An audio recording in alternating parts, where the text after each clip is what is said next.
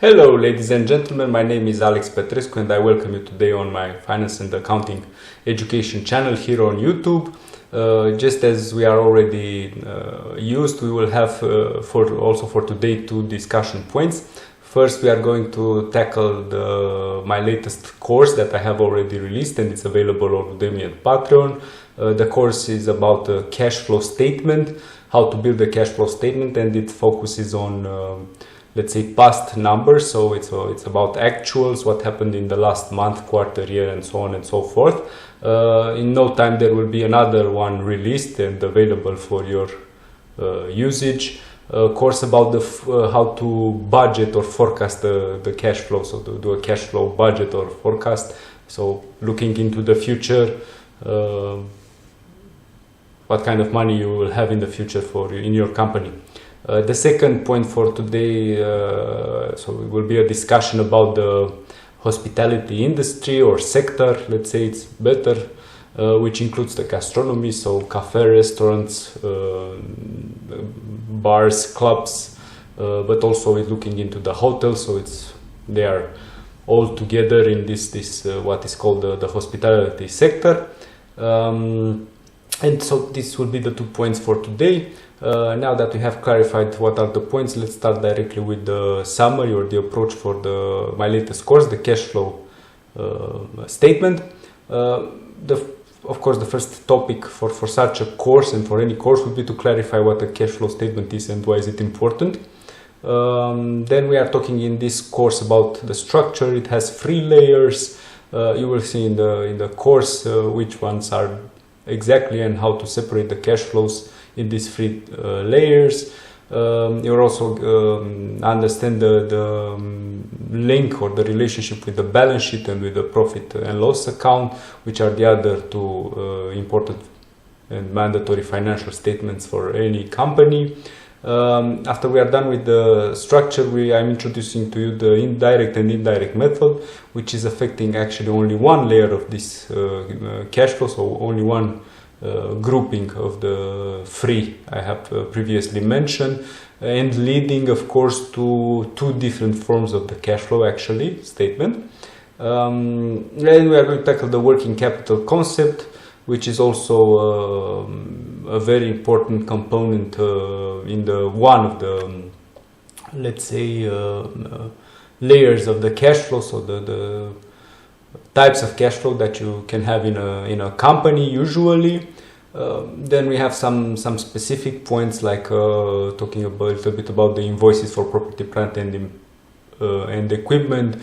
Should they be included in the investment cash flow or in the operational cash flow, and so on and so forth.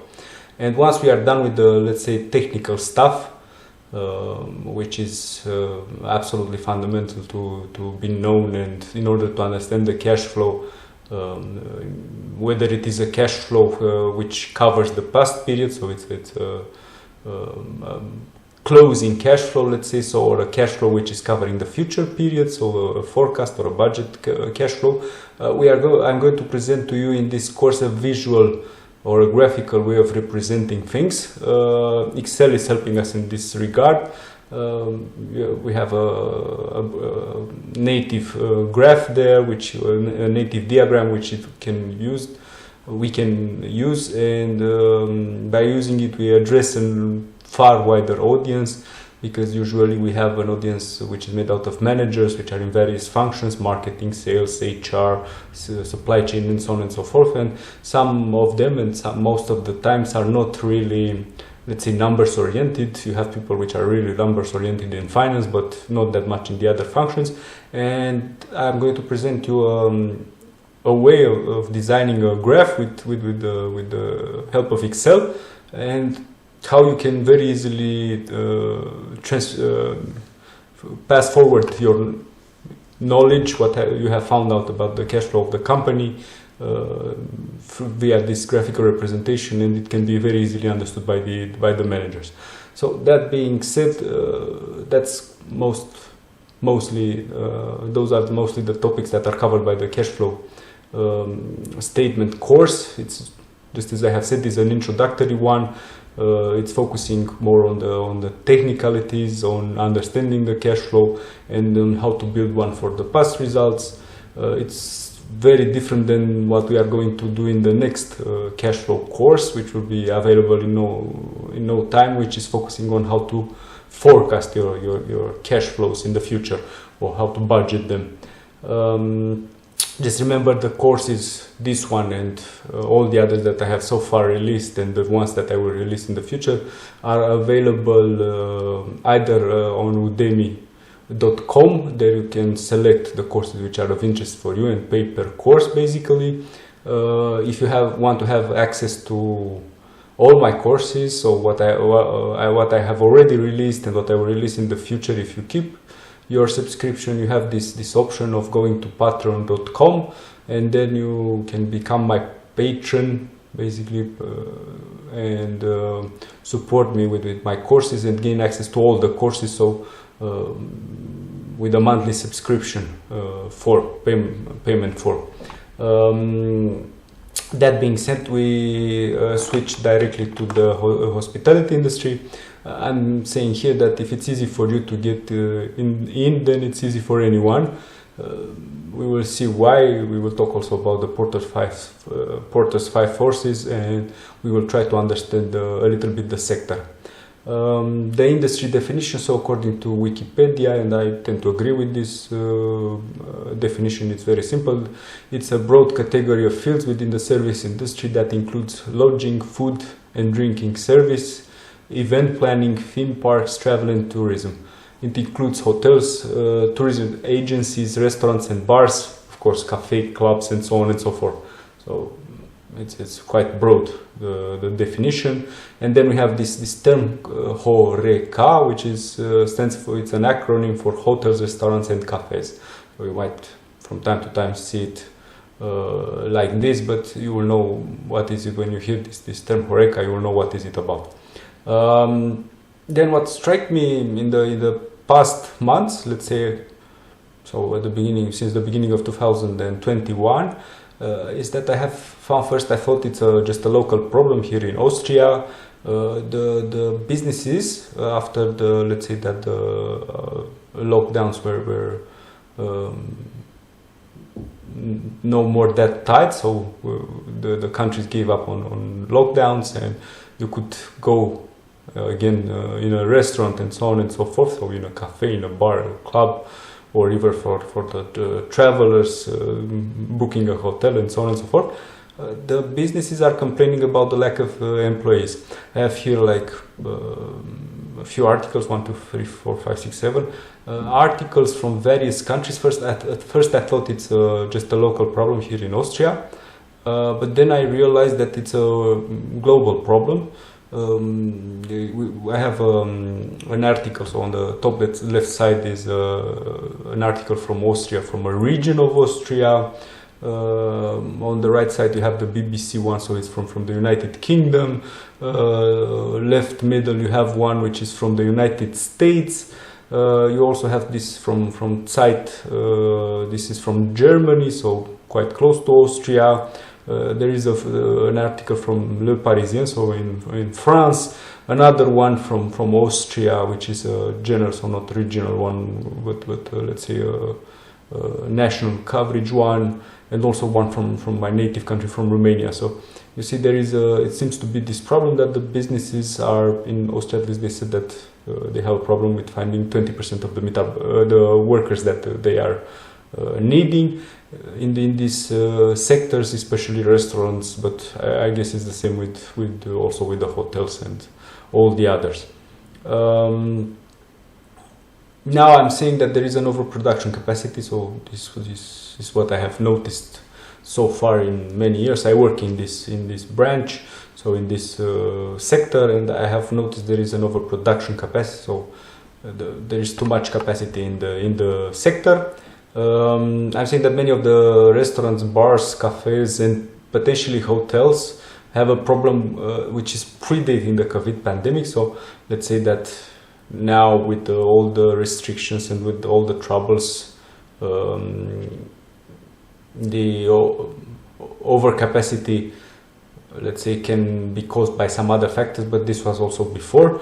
The trouble is that the opening hours are too long, so many of them are opening quite early in the morning, hoping for to get some breakfast clients. Then it's the lunch and dinner, but there are many hours in between, and these problems are visible with open air. So if you go on one of the streets where there are many restaurants, and it happens that many of the streets have restaurants, especially in the cities and in large towns and so on and so forth, you will just see that they are empty most of the time. And you see that they have like 10 or 20 tables, and the chairs are empty, and there is maybe one lost customer or two lost customers in these restaurants, which are eating at some weird hours, and that's it. Of course, this problem is not affecting all of them. There are well-known, well-established, potentially holding Michelin stars, so let's say Hoch Gastronomy, how is it called, let's say the top end of the sector, restaurants which are in the middle of the cities where there are touristic hotspots and so on and so forth, so well placed, well renowned, and they don't have that much trouble, meaning that the access is made mostly throughout reservation, and they always have customers, so they are not in such a big problem. And I'm talking about the Porter's 5 horses for this sector. We are not going to go, I'm saying that it makes no sense to go very deep into the bargaining power of suppliers and buyers. Usually the suppliers, or at least here in Austria, there are plenty of suppliers. They are also small, so that shouldn't be a problem. There is a problem with the buyers, which is clear that there are not enough customers for these establishments, hence the overcapacity. But we are going to talk more about the threat of new entrants. I'm saying that the entry barriers are quite reduced. They are a bit higher for hotels. If you are thinking hotels, don't think only very large hotels in very large cities. Think about the small houses with just 2-3 apartments, which are usually also in the rural areas, so next to villages, next to let's say ski resorts and so on and so forth. So you should not think that the investment necessarily needs to be a very big one, because it's not always about building a hotel which has 100 rooms and things like this. And because also the entry barriers are very low, there are many entrants in the industry always, and the new ones are always benefiting from this hype. So everybody wants to try. There is a new restaurant, restaurant which is serving burgers, just opened. Everybody's going there. They want to try, and after they try it, they want to try something else. So the focus is shifting very fast, because there will be a new one appearing in no time, in half a year maximum. And these restaurants also have troubles in, let's say, keeping a steady group of clients. So this loyalty is very reduced. You might get some loyalty from the people that live in the same neighborhood with you, or people that really like you for some reason, but most of the customers will be just migrating from one new restaurant to the next new restaurant, for example. Then there is the threat of substitutes. Supermarkets, the ones that are selling foods, are the best known one. And either that you can already consume what you are buying from the supermarket, or you just buy the ingredients and you cook for yourself at home. And the pandemic helped a lot in this regard, because the restaurants and cafe bars and everything was closed, and people have started trying new recipes, watching TV shows, buying cooking books. They had to buy food from the supermarkets because there were not many other alternatives, maybe some delivery, but still. And let's say that the threat of substitutes, and it's very high in this sector. And then there is industry rivalry. It's clear that there are a lot of competitors, a lot of restaurants. If you go, there are streets where you can see a restaurant every 2 steps that you take. There is an intent of somehow differentiating them based on what kind of food they are serving.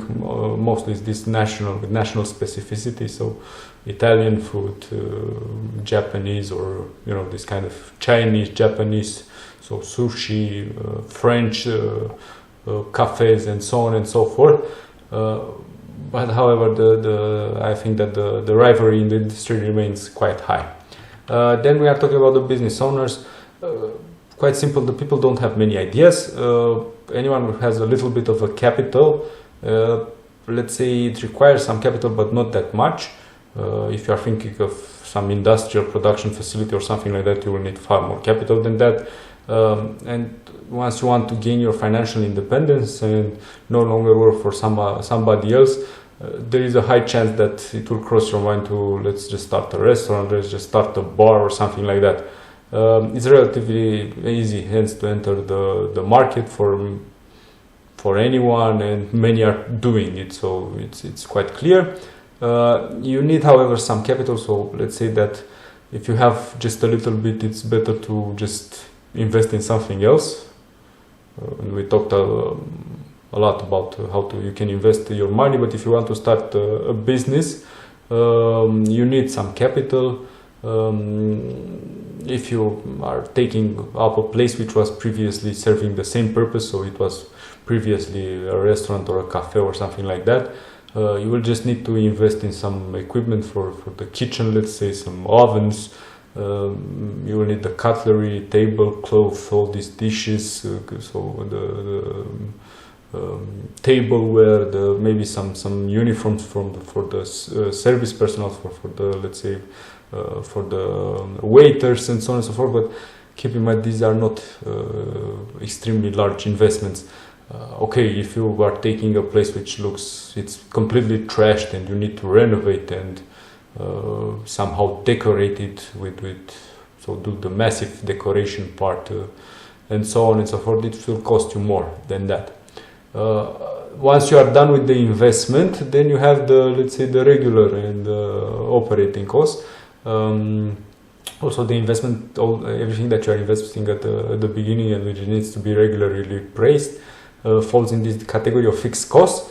That means that you will have this cost every month, even if nobody is coming inside your restaurant and is not ordering anything. Some of the examples of the fixed costs, so besides the depreciation for whatever you have bought at the beginning for your investments, some of these are like the rent which you need to pay for the place, all the electricity, water, gas, heating, the garbage services. Those are all of them are fixed cost. Then you can have potentially a problem, especially if you have a sloppy cook in your restaurant that it's ordering way too much fresh food and you are not preparing and serving so many dishes, you need to throw them away, so these ingredients. But the biggest problem is the personnel, so the employees, which also have fixed salaries somehow, no matter you need to pay them, no matter how many customers come into your hospitality business, let's say. So then if we are talking about the employees, it's the sector has turned itself, and I think since a long time ago, and it's now it was the refuge of low-skilled workers, students, people that want to do only something on the side. They don't want to work 40 hours per week and so on and so forth. The trouble is that it's understandable why they wanted to work in this let's say sector, because the alternatives are not that happy. That there are alternatives in sectors like in construction or agriculture, and the work is far heavier than working in the hospitality sector. Of course, there are efforts being made to, let's say, to educate the workers in this, so the waiters and all the personnel in this the cooks. There are cooks that follow, so they are educated and so on and so forth, and there are efforts in this direction. However, if you call somebody something like trained restaurant specialist and you give him a piece of paper, so a graduation degree and so on and so forth, his let's say that his social importance can be still seen in his bank account. If he's making a decent living and so on and so forth, then he has a social importance. If not, it means that there are some other troubles with his profession. And because of all this, what I have said, there are low salaries in the sector, and they are accepted. So they are normal from the point of view of the employers, and the employees are accepting them. And unfortunately, the customers are expected to somehow cover for this misfortune of the employees having low salaries. Also, you can see that the troubles are quite high, because also the businesses are not that profitable, so the profit margins are very reduced. 4 or 5% is something that's absolutely normal in this industry, even for the successful businesses. The story is very simple. Usually these businesses are family driven, and if the owner has this idea of opening a second restaurant or doing something else in the meantime, and is trying to hire a professional restaurant manager, which of course is a little bit better paid than a regular waiter, then the profit, let's say, will be gone, because this was actually the salary of the restaurant manager, was the profit of that the owner was previously making, and this will be gone. So it's very difficult to somehow professionalize this field. Then the pandemic came, and there is a slight shift in paradigm. The sector found its equilibrium before the pandemic, meaning that this large overcapacity, so this many empty tables and chairs, were sustained by reduced profitability. So on one hand, also the owners are not making that much money with these businesses, and the salaries of the employees on the other hand, so they were not all making that much money. However, with the pandemic and with the shutdown of all these businesses, the many employees realize that they don't have any savings. They realize that they are in a precarious state, and that this cannot go on. The pandemic just aggravated everything and made them aware about it, and also gave them time to think about it. And they started either learning something else, or other professions, or orienting themselves towards other professions, or they just simply changed the sector if they could do it. From my point of view, this should not be a bad event.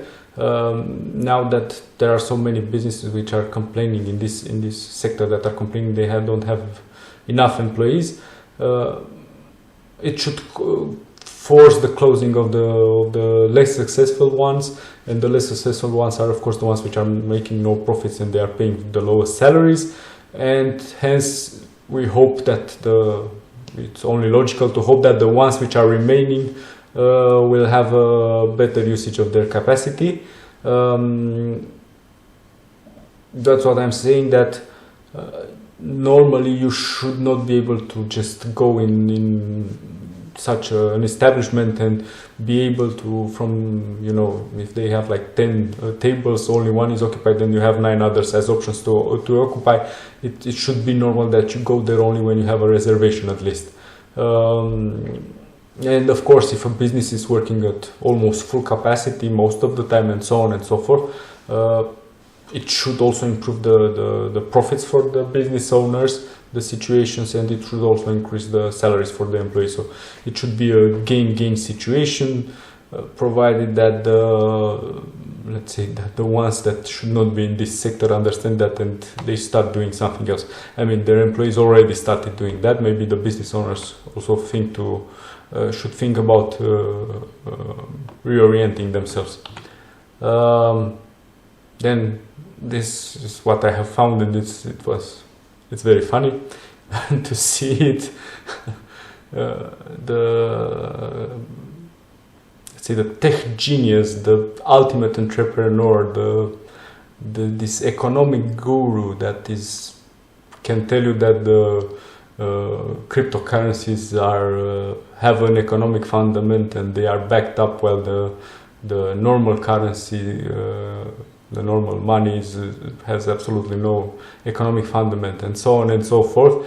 This joke of a person called Elon Musk, the CEO of Tesla, he wants to open restaurants. Okay, the idea was that he wants to do it somehow around the charging points for the cars, so this electricity points where you plug your electrical car in and you charge it. But anyway, when I saw that, I said, like, the only person which was missing from this sector, which is already too cluttered and there are way too many present in this sector, was Elon Musk. Yeah, so that would be, let's say, the funny part of my presentation. That being said, I'm done with the gastronomy sector presentation for today.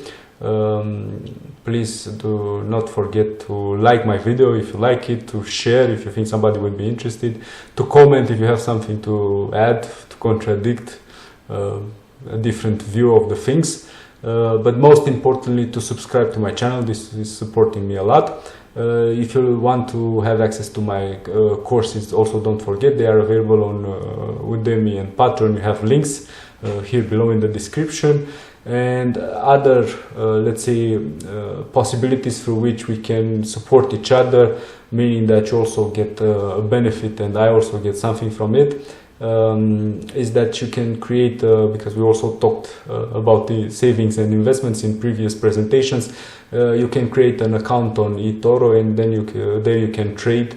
No matter how often you do it, you can trade without commission or a fee, which is always good because you are saving, and compared to most of the banks or brokerages, you will no longer need to pay some additional money for your trading. That would be one of the possibilities of supporting me. The other possibilities are through Amazon. Through Amazon you can get 2 free audibles or audiobooks if you like audiobooks, or you can join the Kindle program. I also have a Kindle. If you like electronic books, it's very practical for traveling. You have this Kindle device which you can store basically so many books and you can read them. And last but not least, let's say the most inconvenient for you opportunity, which is helping me still improve the quality of my videos. I have put together this Amazon wish list. There you have several items which you can choose to buy for me. A better webcam, so to increase the quality of my videos, software, so the latest version of Microsoft Office, some video editing software of the last generation, some light system for my apartment, green screen in order to try to make these videos more dynamic and more interesting, some mobile solution, like